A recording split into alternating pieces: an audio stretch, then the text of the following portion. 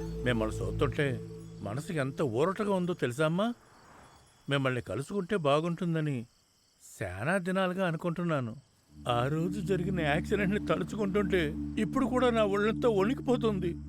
హ, విషయం తెలిసి పరిగెత్తుకుని వెళ్ళి చూస్తే అప్పటికే వాళ్ళని ఆసుపత్రికి తీసుకుపోయారు. ఆ పసిబిడ్డైనా బతుకుతాడని ఆశపడ్డాను. ఆ పసి ప్రాణం కూడా పోయిందని తెలిసింది. ఎక్కడో పుట్టి ఎక్కడో పెరిగి ఈడకొచ్చి ప్రాణాలు వదులుతున్నారు. మీ కుటుంబమే కాదమ్మా, ఎన్నో కుటుంబాలు ఈ రోడ్డు మీద అనాథ శవాలుగా పడుండడం చూశాను. ఇదంతా చూస్తా ఉంటే నాకు ఆ దేవుడి మీద నమ్మకం పోతుందమ్మా.